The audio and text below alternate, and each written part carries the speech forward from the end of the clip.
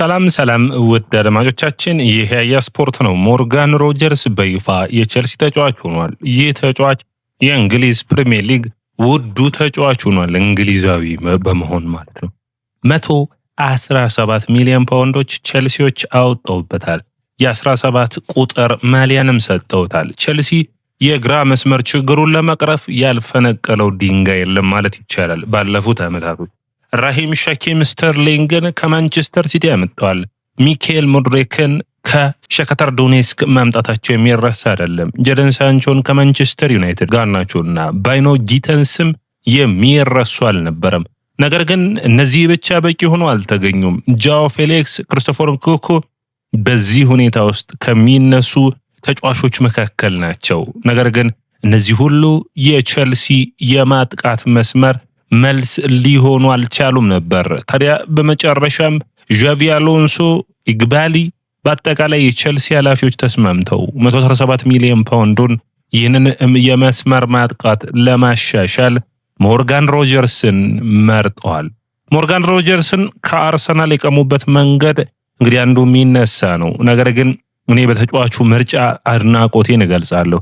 ከአርሰናል ይልቅ በቼልሲ ቤት የተሻለ የመጫወቻ ጊዜንና የተሻለ ፐርፎርማንሱን ማውጣት ይችላል። ምክንያቱም ኤብሬቺዜ በአርሰናል ቤት ካለው አቋም አንጻር የኤብሬቺዜ የማርቲን ኦዴጋርድ እንዲሁም ደግሞ በቦታው ማለት ነው እሱ በ10 ቁጥርና በግራ መስመር ነው መሰለፍ የሚፈልገው። ነገር ግን በአርሰናል ቤት የግራ መስመሩን ማግኘት ይችላል ወይ? አርሰናል የሚፈልገው የግራ መስመር ተጫዋች ነው ወይ? አከራካሪ ነው። በቼልሲ ቤት ግን በዣቪ አሎንሶ የ3-4-3 አጫወት ውስጥ የተለየ ቦታ የሚኖረውን የግራውን የ10 ቁጥር ቦታ በሚገባ መያዝ የሚችል ተጫዋች ነው ብዬ አስባለሁ። ነገር ግን ነገሮች ሁሉ ቀላል ይሆናሉ ብዬ አላስብም። ምክንያቱም ካላችሁኝ 2 ነጥቦችን ማንሳት እፈልጋለሁ። አንደኛ ጃክ ግሪሊሽን ተመልሰን እናስታውሰው። በተለይ ከታዳጊ ቡድኖች የማጥቃት መስመር ተጫዋቾችን ስታመጣ በታዳጊ ቡድኖች ውስጥ ወይም ደግሞ አሁን ለምሳሌ በቪላ ያጫወት ስታይል ውስጥ ትራንዚሽን እንጂ በተለይ ኳሱን ተቆጣጥሮ መጫወት ላይ የሚያተኩር ቡድን አይደለም። ሆኖ ኤምሬ ያንን ባለፈው የውድድር ዓመት በውድድሩ ዓመት መጀመሪያ ላይ ለማከናወን ሞክሮ እንደተቸገረና ወደ መለስ ቡድኑ በፍጥነት ውጤታማ እንደነበር በሞርጋን ሮጀርስ ስር አይተናል። ታዲያ አሁንም ቢሆን እዚህ ላይ ነው ቼልሲዎች ማሰብ የሚጠበቅባቸው የሚመስለኝ። ወደ አድማጮቻችን ዋጋውም ጫና የሚፈጥርበት ይሆናል ብዬ አስባለሁ። ኤሊዮት አንደርሰን ግን በዋጋ ምክንያት ከዚህ ሁኔታ ውስጥ መውጣት የቻለ ይመስለኛል። በታክቲኩ ረገድ ነው እንግዲህ ይህንን ፈራሚ ምርጡ ፈራሚ የሚያደርገው ምንድን ነው ብለን ካሰብን የ3-4-2-1 ውስጥ ከኮል ፓልመር እንዲሁም ደግሞ ከጎኑ የሚሰለፈው በብቃት ረገድ ወጥነትን ሊያሳይ የሚችለው ጃኦ ፔድሮ ከፊቱ ይኖራል። በኋላቸው ደግሞ የካይሴዶና እንዲሁም ደግሞ የኤንዞ ፈርናንዴዝ ቦታ ማጥቃቱን በጣም ውጤታማና የቼልሲን ማጥቃት እንድንጠብቀው የሚያደርግ ነው። ከዛ ውጭ እንግዲህ ለቼልሲ የሚያስፈልገው ቨርሳታሊቲ ነው። ወደ 10 ቁጥር ፓልመር እና ይህ ተጫዋች ገባ ወጣ እያሉ በሚገባ መሸፈን መቻል ነው። ተቃራኒ ቡድን ፓልመርን ብቻ ለመያዝ አይገደድም። አሁን ከጎኑ የሚሰለፈውን ሞርጋን ሮጀርስንም በሚገባ መያዝ ይጠበቅባቸዋል። ከዛ ውጭ ደግሞ በፕሪሚየር ሊጉ ባለፉት ዓመታቶች በወጥነት ያሳየው 18 የጎል እና 16 አሲስት ተሳትፎዎቹ በጣም ወሳኝ ናቸው። ነገር ግን የዋጋው ጫና እኔ ሁሌም ነው የምፈራው። የፕሪሚየር ሊጉ በእንግሊዛውያን ተጫዋቾች ላይ የሚያሳድረው ጫና ቀላል የሚባል አይደለም። ከዛ ውጭ ደግሞ በሚገባ የሚጠበቀው ወደ ትልቅ ቡድን መጥቶ ቡድኖች በሎ ብሎክ በሚጫወቱ ጊዜ ሎ ብሎክን እንዴት ብሬክ ዳውን የማድረግ አቅም ይኖረዋል ወይ? እንግዲህ ወሳኙ የተጫዋቹ ብቃትና በወጥነት የሚያሳየው ይመስለኛል። ከዛ ውጭ ወጥነት የሚነሳበት ሁኔታዎች አሉ።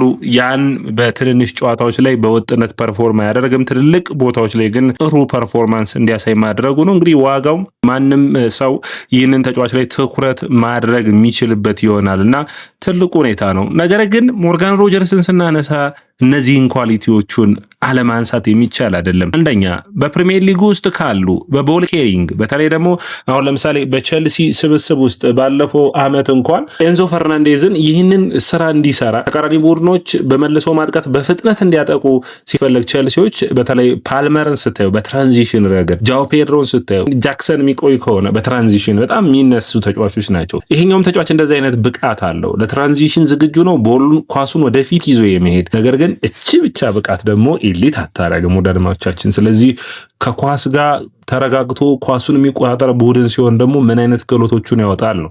እኔ በጣም የምወድለው ወደ አድማጮቻችን ሹት የማድረግ አቅሙ ነው። በግራም በቀኝ እግሩም ሹት የማድረግ አቅሙ በጣም ኤሊት ነው ወደ አድማጮቻችን። ቼልሲ አሁን ፓልመርን በግራ በቀኝ በኩል እንደያዘ ሁሉ በግራ በኩል ሮጀርስ አለው። ሁለት ከሳጥን ውጭ ሹት የማድረግ አቅም ያላቸው ነው። ሳጥን ውስጥ ደግሞ እንደ ስቴፋኖ ዊሊያን አይነት እንደ ጆቫኒ ኩንዳ አይነት ሳጥን ውስጥ ገዳይ የሆኑ ተጫዋቾች ይኖሩታል። እነዚህ እንግዲህ በሚገባ ብቃታቸውን ከፍ ማድረግ የሚችሉ ነው። ሌላኛው እንግዲህ መነሳት የሚጠበቅበት የዚህ ተጫዋች በጨዋታ ውስጥ ከግራ ተነስቶ ለምሳሌ ቀኝ መስመር ላይ ታገኙ ትችላላችሁ። በጣም የተለያዩ ቦታዎችን የመሸፈን አቅሙን በጣም ማደንቅለት ነው። ቸልሲ ለምሳሌ ከ3-4-3 የማጥቃት ወይም ደግሞ የመከላከል ቅርጽ ወደ 4-3-3 በሚሄድበት ጊዜ 10 ቁጥር ቦታ ላይ ኤንዞ ፈርናንዴዝ ጋር እንዲሁም ደግሞ በ8 ቁጥር ቦታ ማለት ነው ወይም ከኤንዞ ፈርናንዴዝ ጋር 8ና 10ን ይዘው ካይሴዶ ብቸኛ 10 ቁጥር ሆኖ በሚገባ መሸፈን እንዲችሉ የሚያግዛቸው ቸልሲ በግራ መስመር ላይ ለምሳሌ ጆቫኒ ኩንዳን ወይም ስቴፋኖ ዊሊያን ቢያሰልፍ ፓልመርን በቀኝ አጥቂ ላይ ጃኦ ፔድሮ ከቆየ ይህንን በሚገባ ማሳለጥ የሚችል ተጫዋች ይሆናል እና የብቃቱ ረገድ በጣም የሚገርም ነው። በጨዋታ ውስጥ የተለያዩ ቦታዎችን የመያዝ አቅም ያለው ተጫዋች ነው።